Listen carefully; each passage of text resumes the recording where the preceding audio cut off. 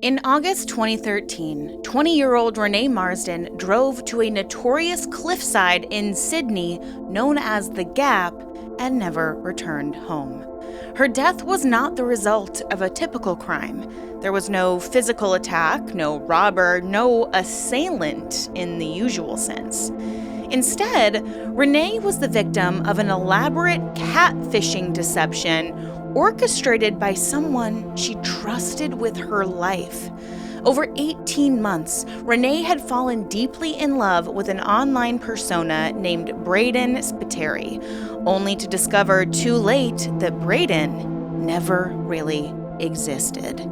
The shocking truth was that the person behind the fake prison lover was Camila Zeidan, Renae's best friend since high school.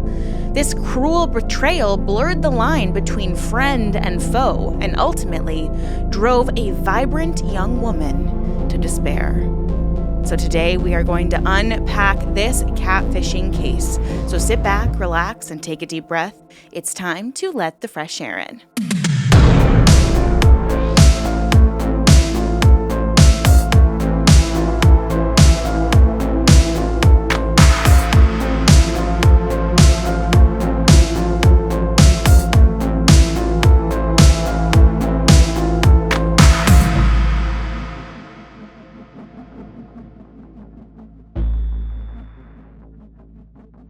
Hi, everyone. Welcome back, or welcome if you're new. My name is Erin, and I am fascinated by all things cults, true crime, and unique spiritual practices. I love posting videos like this and going live and hanging out with y'all. So if you're into this sort of thing too, please let me know by hitting that subscribe button and commenting down below. I have been a fan of Catfish since its inception. Hi, I'm Neve, host of MTV's new series Catfish, the TV show. Way back in the day, before social media was even a thing, and I think for a long time, 10 years after the show started, I was like, how are people still getting catfished? But now it's like we're recycling into catfish because of AI, which is really, really creepy. Like we had that whole Brad Pitt deepfake scandal where some person scammed a poor older woman out of hundreds of thousands of dollars. Stuff like this is insane. It's fascinating. So without further ado, let's jump right in and go on this journey together. So if you don't know, which I'd be really surprised if you don't, but catfishing is the act of creating a false identity online to try to deceive someone. It's usually associated with romantic scams or internet predators. But the Renae Marsden case stands out because the catfisher wasn't some stranger lurking on the internet. She was Renae's closest friends, someone who sat with her at school and dined at her family table. The deception was a deeply personal and painfully intricate one that spanned nearly 2 years of daily text messages and lies. And what really makes this a true crime tragedy of exceptional proportions is not just the psychological manipulation involved, but the aftermath. Because despite clear evidence of Camila's scheme contributing to Renae's death, no criminal charges were ever filed. Yeah, none. Not a one, nothing. This case exposed a disturbing legal gap. The fact that catfishing, even of this extreme and fatal nature, was not explicitly considered a crime in Australia at the time. It's a story that reads like a dark thriller, yet for Renae's loved ones, it was horrifyingly real. Our daughter was emotionally catfished by her best friend. Our daughter is gone, but her friend has not been charged. There have been no legal consequences for her. This is something Renae's mother, Teresa Marsden, later lamented.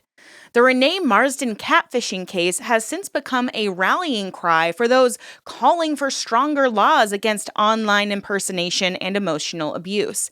So we are going to go back in time today. We're going to go on a real journey together, all the way from Renae's happy life before the deception, all the way through the chilling evolution of the hoax relationship to the devastating climax and ensuing investigation. So Renae Marsden was born on October 15th, 1992, and grew up in Sydney, Australia. So, by all accounts, she was a bright, bubbly young woman who valued her family above all else. Her parents, Teresa and Jamie, separated when Renae was a toddler, and Renae was raised primarily by her mother, who later remarried Mark Marsden. Renae was so close to her stepfather that he actually legally adopted her when she was 18, and she adopted his surname, becoming Renae Marsden officially. She was the adored older sister to 3 younger siblings, Luke, Jake, and Monique, and had a reputation for being kind, generous, and fun-loving. Friends and family described Renae as someone who radiated love and positivity, a beautiful, lively girl, one who made others smile easily. And in her early adulthood, Renae was living at home in Sydney's northwestern suburbs, working full-time and excitedly planning for her future. She'd just gotten her driver's license and talked about moving out to share an apartment with her cousin Stephanie as this next step towards independence. It should have been a really fun and exciting time for her. I mean, I remember leaving college and moving to Chicago.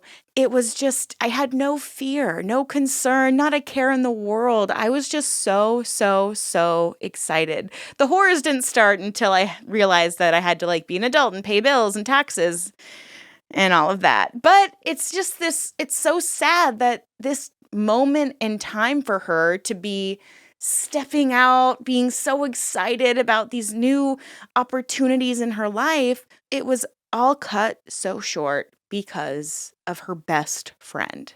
With her 21st birthday on the horizon, Renae's life seemed full of promise. During high school, Renae had become best friends with a classmate named Camila Zeidan. Her last name appears with varying spelling from different sources, so I don't know if I'm pronouncing it 100% correctly, but I'm just going to say Camila. So the two girls were basically inseparable as teens. In fact, some who knew them sensed that Camila's attachment to Renae was more than just an ordinary friendship. Camila had actually dated Renae briefly, and they had been romantically involved at one point. But by 2011, that relationship ended and they still remained friends. According to Renae's family, however, the friendship was often very toxic and tumultuous. Camila would be possessive and was prone to jealousy. We always had been concerned with the toxic nature of the friendship, Renae's mother later wrote, noting that Camila's influence on Renae was physically, mentally, and even emotionally abusive over the years.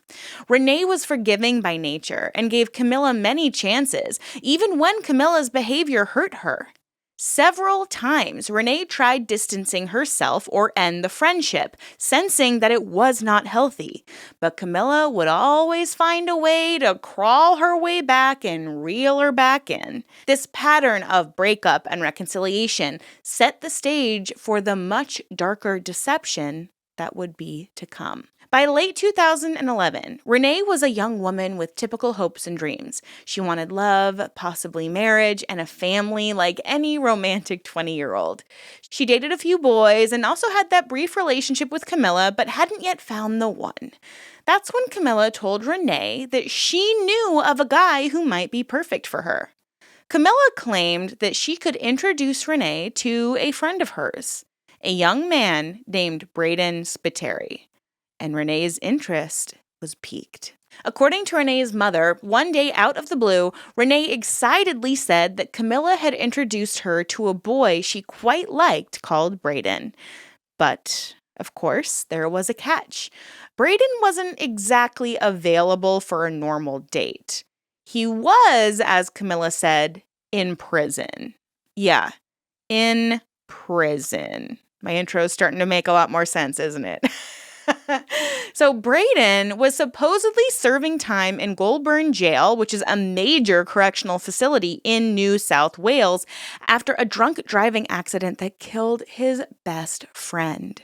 Now, this tragic backstory painted Brayden as a bit of a bad boy with a heart of gold. He had made a terrible mistake but was remorseful and very lonely behind bars. Renae was intrigued enough to want to know even more. And of course, Camila facilitated the connection. She told Renae that Brayden's lawyer had managed to get Brayden a mobile phone to use secretly while incarcerated, so he could text and use Facebook despite the prison rules. In reality, this phone was in Camila's hands the entire time, but Renae had no reason to suspect that. In late 2011, Renae began communicating with Brayden via text messages, with Camila playing the go-between. Very quickly, Brayden and Renae struck up a close rapport. They messaged constantly and even interacted on Facebook for a short period. Brayden told Renae that he wasn't allowed to make voice calls since having a phone in prison was contraband, a convenient excuse for why he could only ever text her. But also, can't you just schedule a phone call or use one of the wall phones? Sometimes Renae would speak aloud to him on the phone, and he would only reply via text. So she's on the phone talking to him, but his responses are only coming in via text message, which I'm just does he have the speaker on? Wouldn't that raise red flags in the jail? What exactly is going on here? He explained, though, that it was necessary to avoid getting caught by guards. And although it seemed odd, Renae accepted these constraints. I mean, look, I get it. She's young. We all do things when we're young, okay? I actually thought for 6 months that I was dating the guy that plays Draco Malfoy in Harry Potter. Yeah, I thought I was dating Tom Felton. So Tom, if you're out there, why'd you ghost me? Sorry. But this might also be a reason why Renae was believing all of this, because Brayden, he kind of played into her empathy. I mean, he was in a tough situation in prison, and so Renae was really empathetic to that. So by early 2012, Renae told her mother that she was in love with Brayden, and it seemed this unconventional romance was blossoming. So unbeknownst to Renae, the man of her dreams was nothing more than a fabrication by her best friend. Camila had assumed the identity of Brayden Spiteri, texting Renae multiple times a day from some burner phone that she controlled. She even created a Facebook profile for Brayden using photos of an actual real young man who was later identified as just this unsuspecting guy in Sydney named Cameron. Every message, every loving word from Brayden was actually coming from Camila, the same friend who might sit across from Renae at dinner or hang out with her at the mall. It was this double life that she led. One moment, she's this supportive best friend, hearing all about Renae's new prison boyfriend, and in the next, she's posing as that very boyfriend on the phone. I mean, this level of deception and betrayal required careful and cold, calculated manipulation. She had to construct an entire fictitious persona and keep it credible, and for a long time, she succeeded. And I'm sure she was also able to hold on to so much collateral because she already knew so much about Renae. So she was able to tap into Renae's vulnerabilities, pain points, the things that was stressing her out, and really, really discover how to manipulate Renae in the best way. I mean, can you imagine the closest person? Think about the person you have the closest in your life, and they're deceiving you like this. It would be utterly heartbreaking, honestly. But Renae fell headlong into the fictional romance, and she never suspected anything. From the outset, Brayden's persona was designed to pull on her heartstrings. He told Renae he was jailed over that tragic accident, which wasn't even entirely his fault. He was handsome. He had dark hair. He was fit, all thanks to those stolen images. And he was sensitive and attentive in his texts. When Renae first mentioned Brayden around her mom, she described him as a really nice guy. And despite his situation, she said that he just wanted a chance at a normal relationship when he got out. Camila, as Brayden even reached out to Renae's mother, Teresa, early on to win the family's trust.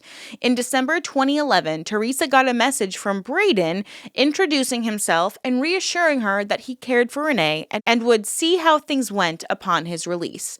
This unusual gesture, a supposed prisoner texting a girlfriend's mom, struck Teresa as a little odd, but it momentarily kind of made her put her concerns aside that Brayden might be dangerous. It just shows the lengths to which Camila went to make Brayden seem real to everyone. Like, this girl just needed a hobby. This sounds like she's incredibly obsessed with her best friend.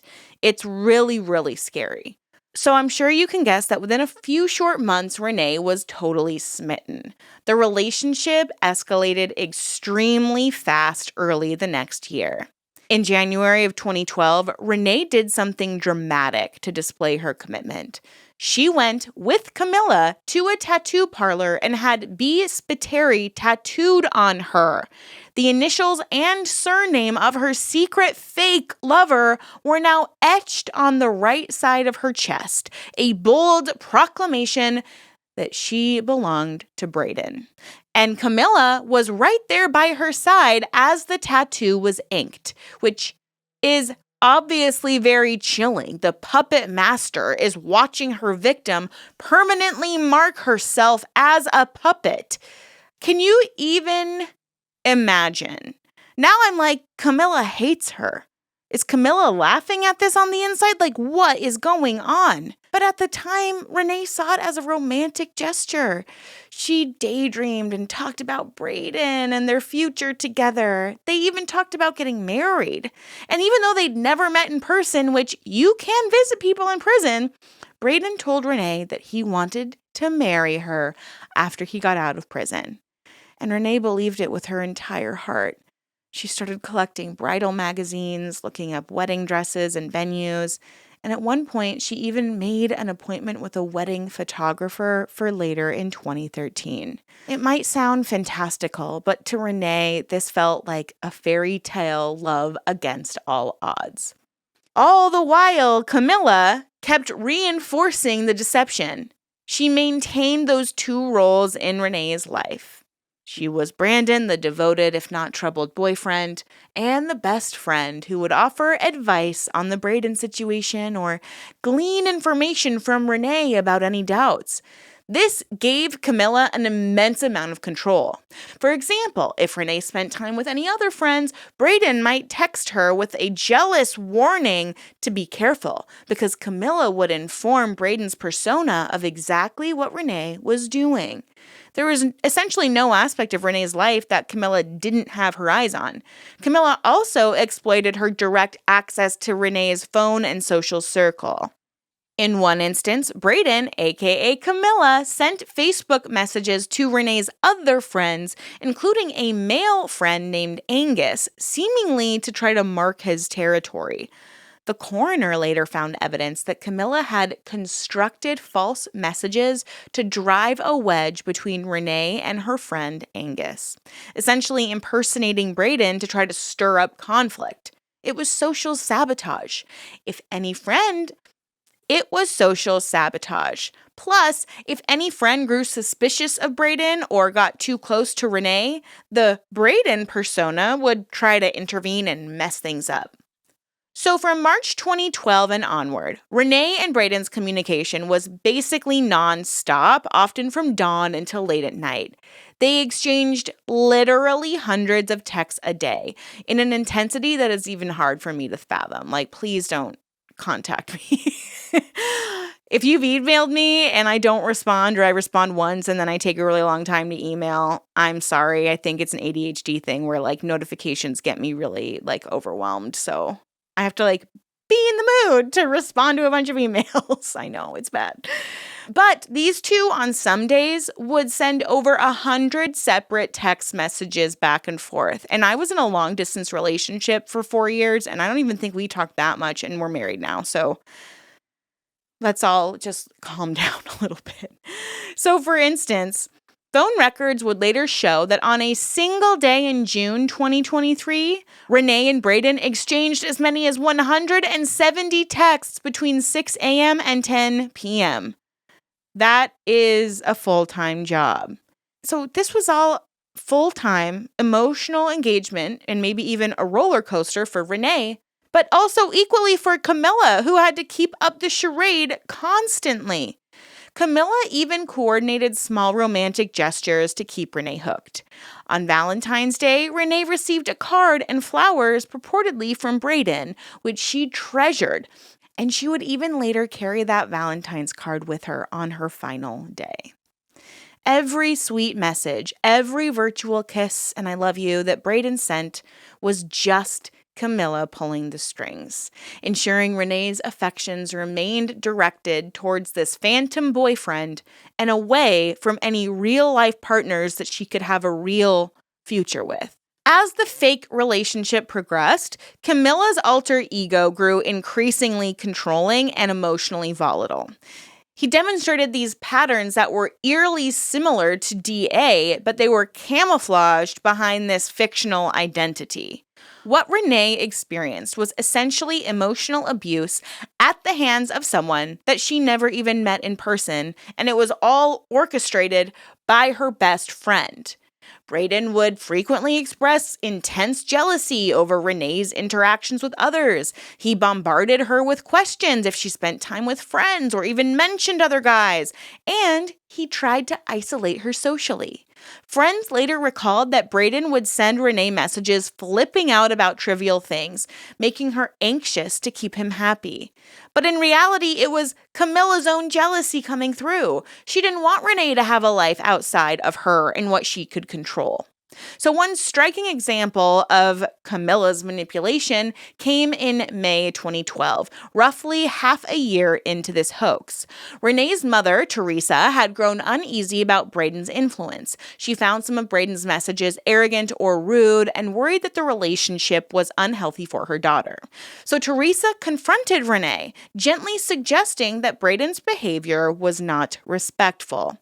So under maternal pressure, Renae tentatively agreed that perhaps the relationship wasn't good and told her mom that she would break up with Brayden, but try to remain friends with him so that she could support him while he was in jail. It appeared that Renae attempted to pump the brakes on the romance at this point. However, this breakup did not stick at all. Camila's hold on Renae was too strong.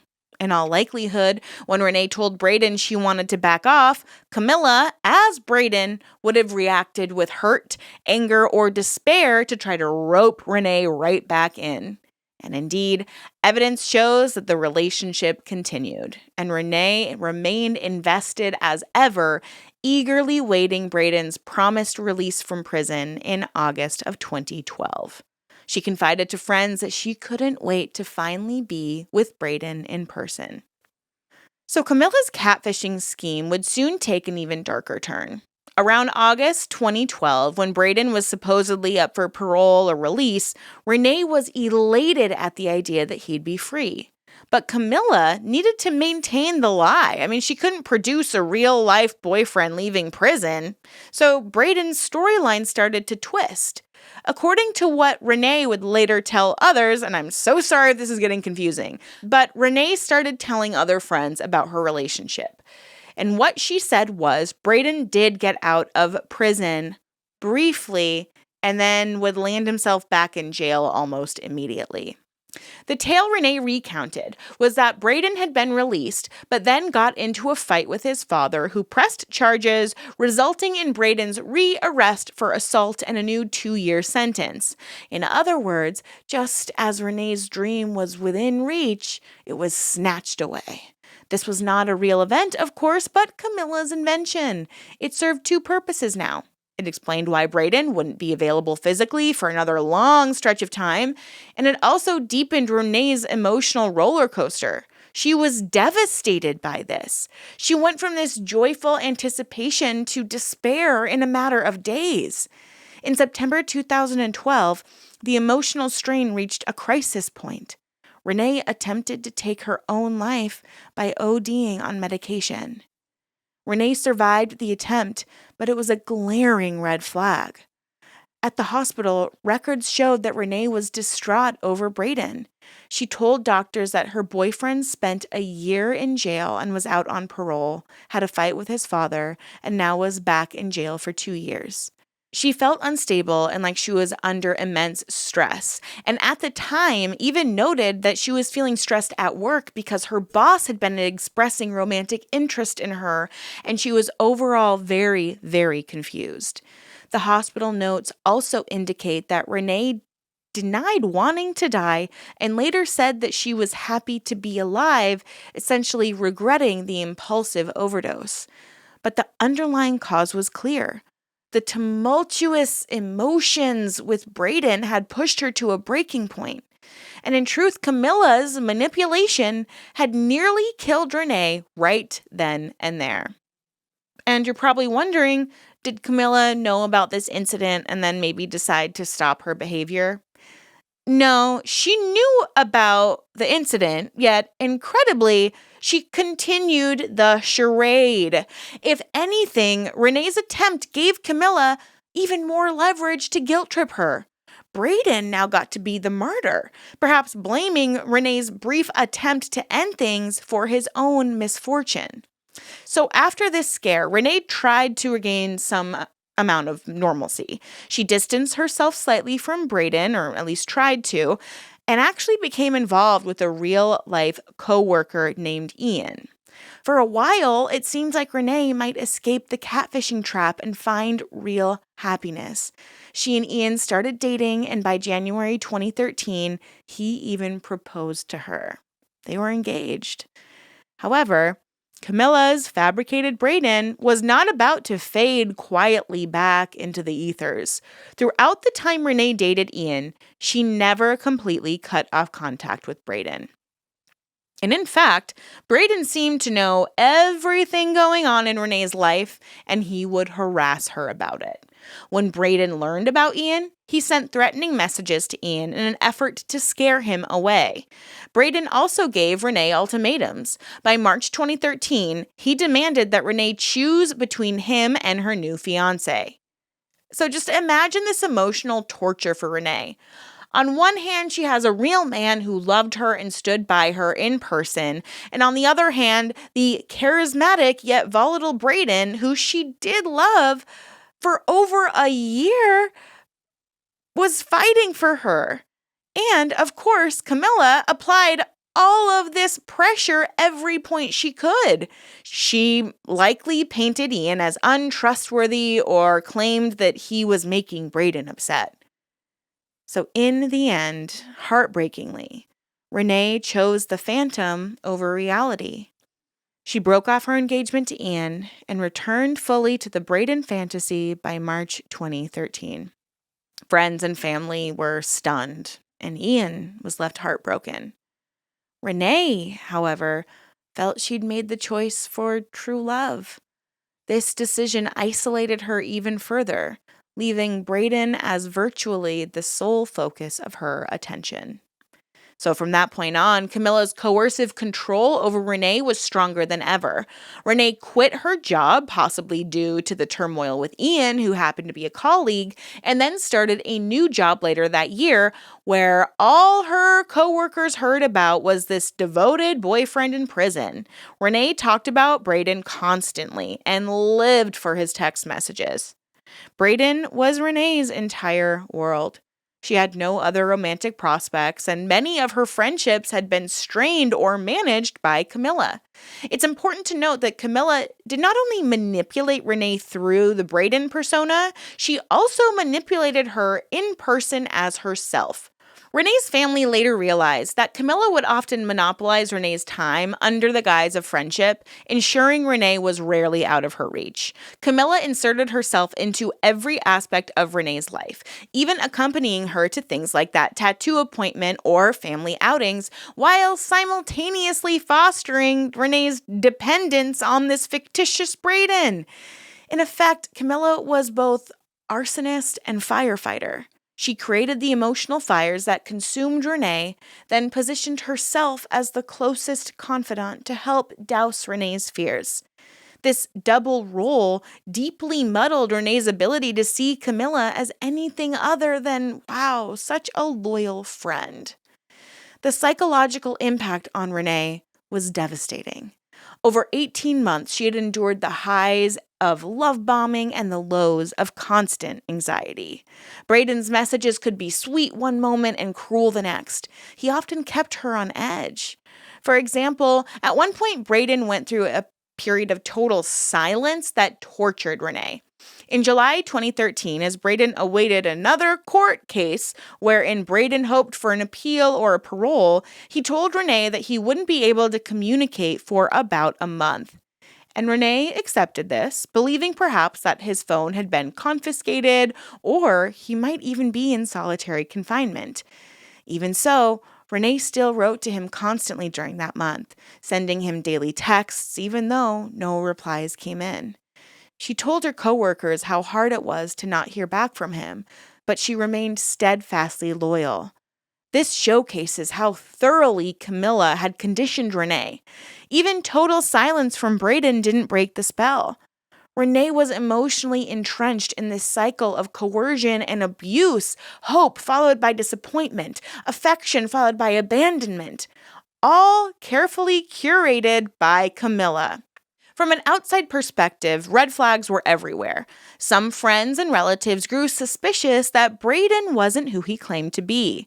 Renee's cousin Stephanie once even openly suggested that Brayden might be Camila in disguise. But Renae just could not believe that. Camila's deceptions were so exhaustive that Renae defended Brayden's reality whenever doubts arose to whomever brought up those doubts. She trusted Camila and had no inkling that her best friend would fabricate such an extreme betrayal, as the coroner later called it. Indeed, even when Camila was eventually questioned in court, the coroner noted how Camila appeared completely unaffected, showing no warmth, no concern, ultimately nothing but a pack of lies. And that's a direct quote. Such remarks really prove that Camila's behavior matched that of a remorseless emotional abuser. Experts likened Camila's tactics to coercive control, a form of intimate partner abuse that also cult leaders use. Except in this case, the partner was totally imaginary. So I just want to say, next time somebody says you can't get into a cult if it's online, you can literally be coercively controlled by anyone on the other side of your screen, even if you've never met them.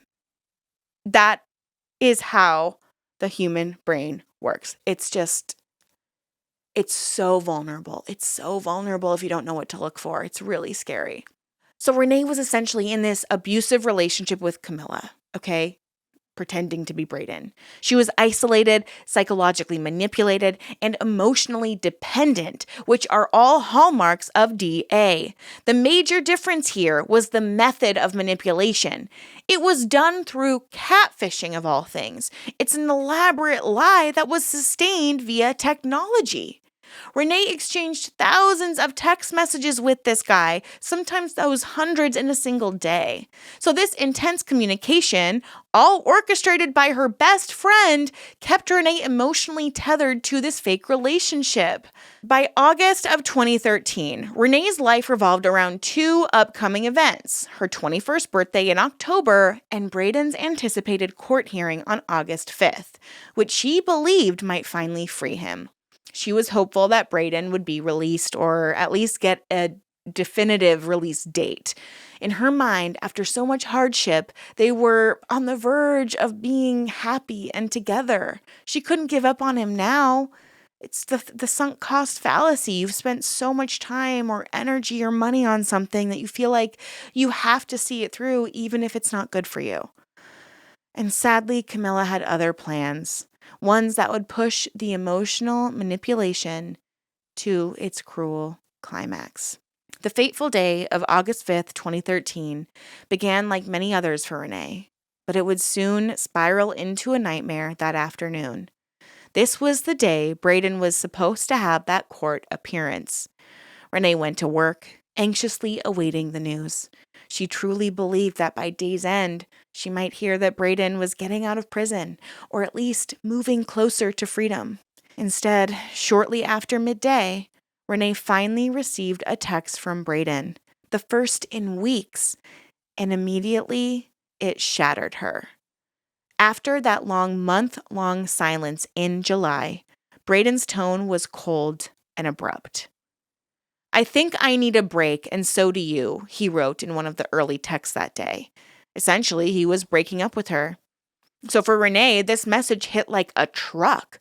A coworker named Joseph, who was with Renae around 1 p.m., later recounted that Renae started crying and shaking when those texts came in. Standing on the sidewalk during their lunch break, she showed Joseph the cruel messages from Brayden. Joseph saw the words with his own eyes on Renae's phone. Brayden bluntly said they had to break up, and Renae was devastated. In an instant, the future she'd imagined with Brayden crumbled. But what she didn't know was that Camila was at the heart of this. Having decided to end the charade for reasons we can only speculate, we really don't understand. Maybe Camila had a new love interest, or I don't know. For whatever reason, she chose to have Brayden exit in the absolute most cruel way possible. She may have calculated that if Brayden broke Renae's heart, Renae would come running back to her friend for support, or at least that Renae would be left utterly crushed and lonely, an ultimate act of dominance. I mean, this girl just wanted control. This was the breaking point of the long con. In the narrative Camila spun, Brayden had abruptly decided to terminate their relationship on the very day Renae expected to celebrate his legal victory. All accounts agree that Renae was left completely blindsided and emotionally wrecked. From early afternoon onward on August 5th, Renae's phone saw a frenzy of activity, mostly one-sided. After Brayden's initial cold texts, he stopped responding for a while. So distraught, Renae left work and went home around 3 p.m., and her mom immediately noticed something was wrong. Renae looked upset and had been crying. And when Teresa gently asked what was wrong, Renae tried to play it off like, "Nothing's wrong, Mom," she said, and then just kind of like fled up to her room to avoid any more conversation. But inside her room, Renae was frantically texting Brayden, begging for answers or reconciliation. Phone records later showed that she sent up to 9 messages in a row to Brayden that afternoon, desperate to try to salvage things. And he wasn't replying. Camila was likely deliberately ignoring her pleas. She got no closure. And then, in an act of sheer malice, Camila did something unconscionable. She reached out to Renae's mother directly with a lie at 3:30 p.m. Renae's mom received a text from Brayden saying, "Sort your daughter out. She's threatening to kill herself." So this message came while Renae was in her bedroom, and Brayden hadn't even been responding to Renae's texts. So Teresa is alarmed and goes to show the message to Renae moments later, asking if Renae truly said anything about hurting herself to Brayden. And Renae was just like surprised and immediately responded like, "Don't be stupid. I would never do that." She insisted to her mother that Brayden was lying or exaggerating. And in that moment, Renae also told her mom something revealing. She said, "You don't have to worry about him anymore. I finally found out what he's all about. It's all over." So this cryptic statement suggests that Renae had at least seen a glimpse of the truth. Perhaps she realized that Brayden had been deceiving her or using her, though whether she actually connected the dots all the way to Camila is totally unknown. "It's all over," she said, though. She told her mom she was done with Brayden. For a brief moment, it seemed Renae was resolute about cutting Brayden out of her life. But Camila was not finished torturing her. As Teresa and Renae talked, more texts from Brayden buzzed on both of their phones. Brayden sent additional messages to Teresa and to Renae, alternating between feigned concern and emotional taunts. One text to Teresa said that Renae loved him and implied that Renae was overreacting. Renae replied to Brayden one final time, likely something angry or hurt, but by around 3:30 p.m., communication ceased again. And at that point, Renae's demeanor changed. She went quiet and strangely calm. She emerged from her room and told her mother that she was going out for dinner with friends that night, something she hadn't really mentioned before. Teresa was concerned, but Renae seemed composed now, but perhaps a little too composed. Renae even agreed to take her little sister to their grandmother's flat on the same property before heading out, which she did around 4:30 p.m. But in reality, Renae had no dinner plans with friends. Her calmness was likely a sign of resignation and concealed resolve. She had made a fateful decision. At approximately 5:20 p.m., Renae's car arrived at the Gap at Watson's Bay, a towering sea cliff on Sydney's South Head, which was infamous as an unaliving spot. Surveillance cameras in the area later confirmed Renae's presence there and would tragically capture her final moments. Standing on top of the cliff, overlooking the ocean waves crashing against those rocks 80 meters below, Renae pulled out her phone and sent 3 heart-wrenching goodbye texts, one to Camila, one to her mother, and one to Brayden. The exact wording of Renae's final messages has never been publicly released, but we know from testimony that the text to Camila said, "I love you and I'm sorry." It was sent at 5:47 p.m. Renae's text to her mother, sent a minute or two later, was an apology and an expression of love as well. She likely thanked her family for everything and apologized for the pain she was about to cause. These brief messages are devastating in their simplicity. Renae was blaming herself and asking forgiveness, unable to fully articulate the depth of hurt she had endured. And the final text to Brayden was the last in the sequence. Its contents aren't known, but given Brayden's phone later received it, it was essentially her last goodbye to the ghost she had loved. After sending those texts from the cliffs around 5:50 p.m., Renae Marsden tossed her phone onto the rocks below and then leapt after it. It was just before 6 p.m. Her body disappeared into the sea. And back at home, her mother's phone lit up with that message from Renae, which she saw upon returning from an errand. It was her daughter's parting note.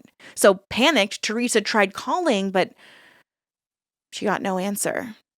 Meanwhile, Camila also received the text and inexplicitly did not call Teresa immediately. In fact, according to later statements, Camila waited and then replied to Teresa with feigned concern, asking if she'd heard from Renae. Then Camila drove over to Teresa's house to try to help search for her. The cynicism of Camila's actions in this moment is so hard to overstate. She knew exactly what had happened at the Gap. She was receiving texts as Brayden on this burner phone, yet she pretended to be worried and even mislead the search efforts. Camila directed Teresa and police to random locations that night, suggesting that maybe Renae had gone to a McDonald's in one suburb or to the home of Brayden's fictitious sister in another. It was a wild effing goose chase. It was as if Camila, having caused this tragedy, just couldn't resist injecting one last layer of deceit, muddying the waters about Renae's whereabouts. Disgusting. Absolutely disgusting. How do you live with yourself? So the police would arrive very quickly and treat Renae as a missing person. But by about 8 p.m., a full land and air search was underway around the Gap after Renae's car was found parked nearby with all of her possessions inside. On the front passenger seat, responders found Renae's purse containing the treasured Valentine's card from Brayden and a collage of photos of Renae with the man she thought was Brayden, captioned, "I love you." On the misted interior of the car's window, Renae had traced the words, "Brayden loves Renae," with her finger, a final, poignant marker of how real Brayden's love was to her until the end. Near the cliff's edge, searchers discovered Renae's shoes placed neatly by a railing, along with her phone's SIM card and battery, which had dislodged on the rocks below. Despite exhaustive search efforts over the next few days, Renae's body was never recovered from the turbulent Tasman Sea. The Marsden family was left in agonizing limbo, with only circumstantial evidence of what happened. But piecing together her last known actions and notes, it became evident that Renae had taken her own life, driven by unbearable heartbreak and betrayal. The aftermath of that night was surreal. Teresa and the rest of the family were left in shock and grief, and in their midst was Camila, the very architect of this tragedy, behaving as though she was equally distraught and baffled. Camila went as far as accompanying Renae's mother in the car during the frantic search, even as every text alert that came to Brayden's phone in her pocket would have told her exactly what had pushed Renae over the edge. In later reflections, the Marsdens realized the depth of Camila's deception that night. She even drove around with us while we were frantically searching for Renae. Camila was fully ingratiated in searching for Renae. It would take some time and a determined police investigation before the full truth came out. But eventually, Renae's devastated family would learn that their intuition about Camila's toxic influence was more valid than they had ever imagined. The so-called best friend they had welcomed into their home had led Renae down a path of lies ending in tragedy. In the wake of Renae's death, detectives from the NSW police began digging into the circumstances surrounding this seemingly inexplicable loss. Early on, they found no trace of any Brayden Spiteri in any official records, at least not the one that matched the man that Renae described. There was no inmate by that name in the jail, and there was no man of that name involved in a motorcycle crash that Renae had cited. Red flags multiplied once investigators accessed Renae's digital communications. They discovered that all of Renae's interactions with Brayden came from one mobile number and a single Facebook profile, and those could be linked back to someone shockingly close by: Camila Zeidan. As Deputy State Coroner Elaine Tuscott later summarized, Camila Zeidan had assumed the identity of Brayden Spiteri by using SMS and Facebook. She engaged Renae in an intimate relationship spanning nearly 2 years. This finding was as bewildering as it was disturbing. Renae's family, upon hearing it, were just absolutely floored. They had trusted Camila like a second daughter. So police summoned Camila for an interview, and sensing trouble, Camila tried to get ahead of the evidence with a fabrication of her own. Yet another one. She concocted this story that both she and Renae made up Brayden together as a cover for a secret lesbian relationship between them. Yeah, she wishes. In other words, Camila claimed that Brayden was just like a fun joint prank, right? Because Renae just wanted to date Camila so badly without her family knowing. So people knew that this claim was utterly false, especially in the face of everything Renae's family and friends knew about her. So at the inquest, the coroner outright rejected Camila's tale, calling it disingenuous at best and ultimately nothing but a pack of lies. Investigators also did not buy Camila's attempt to rewrite the narrative. They pressed on, gathering more and more hard evidence. The forensic analysis of the phones was telling. It appears that Camila had at least 2 phones, one she used as herself and the Brayden phone, used exclusively to communicate with Renae and occasionally others in the service of her little ruse. Call charge records pinpointed the whereabouts of Brayden's phone, aligning with Camila's known locations, not any prison. Moreover, when they checked prisoner visitor logs and phone records, they found that Renae had never visited Brayden in the jail. I mean, she couldn't. He wasn't even real. And all of Brayden's supposed communications were via text, never through official monitored prison calls. Camila also created that short-lived Facebook profile for Brayden in early 2012. And interestingly, Brayden's Facebook activity ceased after about a month, likely because maintaining a social media identity was going to be way too risky for Camila. But during that period, Brayden's account sent friendly messages to Camila's real account and to some of Renae's other friends, as if Brayden was trying to interact with Renae's circle. So in retrospect, those chats were just Camila talking to herself across multiple accounts, which is as convoluted as it sounds. So investigators uncovered these digital footprints and tightened the noose around Camila's lies. Camila was formally questioned by lead senior constable Georgina Robinson on August 25th, 2013, just a few weeks after Renae's death. Knowing the evidence against her, Camila still refused to cooperate. She provided a brief 2-page handwritten statement about her friendship with Renae and the knowledge of Brayden, but conspicuously omitted any admission that she was Brayden. Essentially, Camila just stonewalled them. She clung to her story that Brayden was a fiction that Renae was in on and denied all wrongdoing. Because of Camila's lack of candor, police had to painstakingly build the case through circumstantial evidence and witness testimony. They interviewed dozens of people, Renae's parents, siblings, friends, even the ex-fiancé Ian, and others who could try to attest to Renae's belief in Brayden's reality.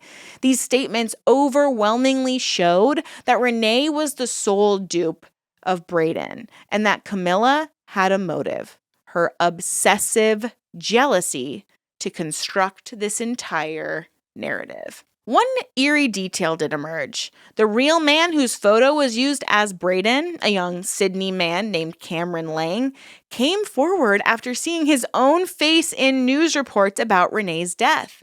He'd never met Renae or Camila.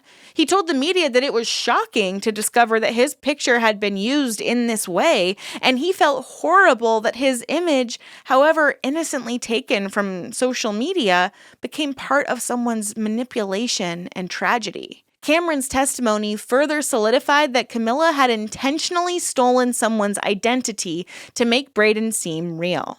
It also dispelled any notion that Brayden could have been real.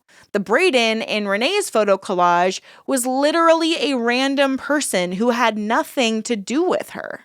As evidence piled up and up, police and the coroner became convinced of the sequence of events. Camila, acting alone, created Brayden to fulfill her own romantic desires for Renae and to try to control Renae's life. When Renae started to assert independence or pursue other relationships, Camila would escalate the drama, even to the point of, it seems, staging Brayden's disappearance or death and resurrection to maintain Renae's allegiance.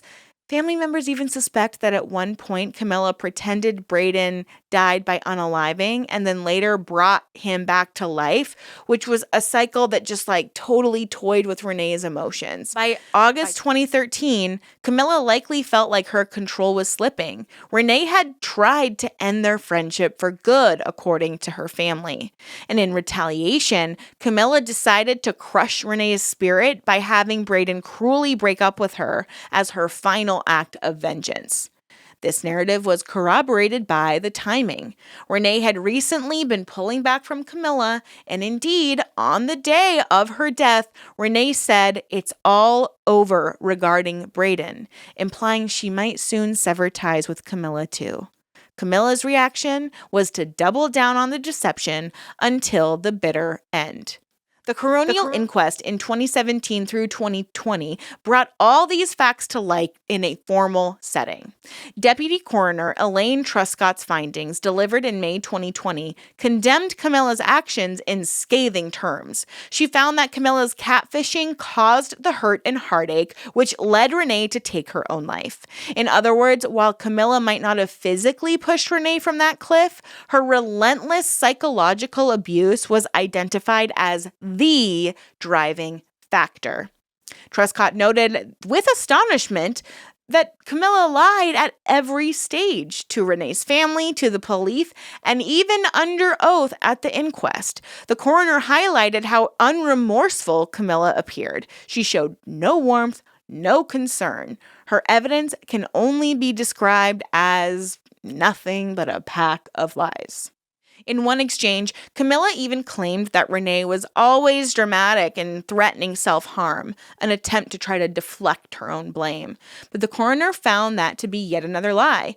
Instead, Camila was untouched by Renae's distress in those final moments. Essentially, the official conclusion was that Camila had emotionally tormented her friend to death. For Renae's family, these findings, while validating, were deeply painful. They now had it in black and white that their daughter's death was not a random unaliving, but the culmination of a calculated, years-long betrayal by someone they thought they could trust. Camila Zeidan was publicly exposed as the villain of the story. However, one major question remained. Would there be any legal accountability? That brings us to the complex issue of why, despite such damning evidence, Camila was never charged with a crime. When the full truth of the Renae Marsden case emerged, many people reacted with outrage and an urgent question. How could it be that an act so cruel and consequential was not illegal? As it turns out, the Australian legal framework of 2013, and even to date in many aspects, there was no specific law against catfishing or causing psychological harm that leads to unaliving unless certain very narrow conditions are met. New South Wales prosecutors examined Camila's conduct and concluded that while her behavior was reprehensible, it did not cleanly fit any criminal offense on the books. She hasn't physically harmed Renae, hadn't extorted money, and hadn't explicitly incited Renae to do what she did, unlike some cases where someone overtly encourages another to self-harm. Unfortunately, impersonation and emotional abuse are not crimes and could not easily be charged. So as a result, Camila was never arrested or indicted for Renae's death. The lack of charges is not due to lack of evidence. The inquest provided plenty of evidence of deception, but it's rather due to the limitations of current law. So at the time, the most plausible statute that authorities considered was a federal law against, quote, using a carriage service like phone or internet to menace, harass, or offend. So it's typically used to prosecute serious cyber harassment or stalking. So could Camila's barrage of fake texts and manipulations qualify as using a service to harass? Possibly, but it was not an obvious slam dunk because Camila wasn't sending overt threats of violence or obscene content. Her abuse was far more insidious. And the coroner herself noted that it was unclear if that offense applied in this case. And even if it did, the penalty was relatively light with a maximum of 3 years in prison, and it doesn't really directly address the gravity of causing someone's death. The fact remained, catfishing to this extreme with such tragic results fell into a legal gray area. Deputy Coroner Truscott highlighted this gap, acknowledging that catfishing was not in itself an offense under the Crimes Act. In her recommendations, she stopped short of calling for a new law and instead advised that the matter be reviewed by the DV Death Review Team, given the parallels to coercive control in DA. Legal experts and lawmakers in NSW took note. The state's attorney general at the time, Mark Speakman, commented on the case publicly. He admitted that the very unusual circumstances of Renae's death and what led up to that death don't appear to be caught by our criminal law. And that's also a direct quote and is so unfortunate. It was like this loophole, a heinous act with no name in the criminal code. Speakman indicated that the state was looking into broad law reforms in the area of coercive control.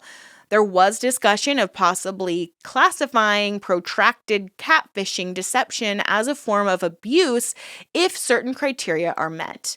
If Camila had been Renae's de facto partner, her actions would be seen through a DV lens. The twist here is that the partner was fictitious, but Camila's real role was akin to a controlling partner. Legal scholars have since debated this. One view is that what Camila did could be seen as emotional manslaughter or unalive coercion, but such offenses don't actually formally exist. Others point out that if this case had occurred in a jurisdiction like some US states, there might be statutes for impersonation or even civil liability for intentional infliction of emotional distress. In Australia, however, the options were limited to perhaps charging fraud, but there was no financial gain here. Or maybe stalking, harassment, but it just wasn't a perfect fit. So in the end, there were no charges filed. Camila walked free, and to the Marsden family, this felt like a profound injustice. At the time of recording this video, catfishing still remains legal in Australia. If a catfisher doesn't commit a secondary crime like fraud for money or explicit threats, they likely won't be prosecuted. However, the Renae Marsden bill, or informally dubbed Renae's Law, has been championed by her family and supporters in hopes of changing that. The idea is to criminalize prolonged deceitful impersonation that leads to psychological or physical harm. Legal authorities are treading carefully. Some are worried about overly broad laws that might, for example, penalize mild online role playing or require police to parse many messy relationship disputes. But Renae's story really brought to light that there is a serious gap. Emotional abuse via impersonation can be just as damaging as more traditional forms. In fact, in 2021, the NSW Parliament and others in Australia began exploring legislation against coercive control. Advocates argue that cases like Renae's should fall under this umbrella, that if someone creates a fake persona to control and abuse a victim, it should be recognized as a crime of DV or criminal deceit. For now, the legal system has responded only indirectly. The coroner's referral to the DV death review team means that Renae's case was studied for patterns of behavior that could inform future policy. And indeed, NSW's 2017-19 domestic violent DV death review report discussed the case, acknowledging how catfishing can facilitate domestic abuse and that current laws might not be adequate. Mark Speakman noted in 2020 that they were looking at broad-ranging law reform, but there isn't a catch-all. So it's evolving, and Renae's story has undoubtedly accelerated the conversation. Now, in the aftermath, her family has become very passionate about speaking out and has stressed that Renae was not a gullible or foolish person. She was targeted and manipulated by someone who was exploiting her kind and trusting nature. And this is important because it shifts any notion of blame away from the victim. Renae's mother said that Renae had a beautiful heart, and ultimately her amazing personal qualities left her vulnerable to someone with malicious intent. The lesson here is that anyone can fall victim to catfishing or manipulation or a cult, and the shame should lie with the perpetrator, not the victim. Now, I know this was a heavy one. It's a mental mind game to wrap your brain around all of the details, but I would still love to know what you thought about this case, what you think about it, and what you think about the laws. I would really love to see some law changes, even here in the United States, when it comes to coercive control, and I just wish lawmakers and lawyers alike had a better understanding of what that looks like. I think they do in the way they like to manipulate the facts, you know what I mean? Like, for their clients, but I don't think there's a deep understanding on how someone can be pushed to really detrimental or life-threatening extremes because they've been coerced, even if they are not directly told to do it.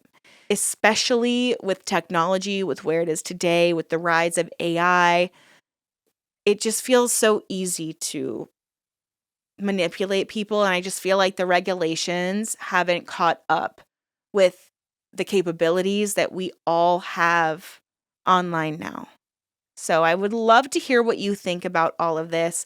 Keep it civil in the comments, guys, please. I know you guys are all really respectful of one another, but I just want to foster a community where we can have debates, we can talk to each other, but we keep it respectful and understanding. And I just really appreciate your time and spending it here with me and investing it in my channel. And thank you so much for supporting. I hope you have a great rest of your week. Stay safe out there, ask questions, and always stay skeptical. I'll see you soon.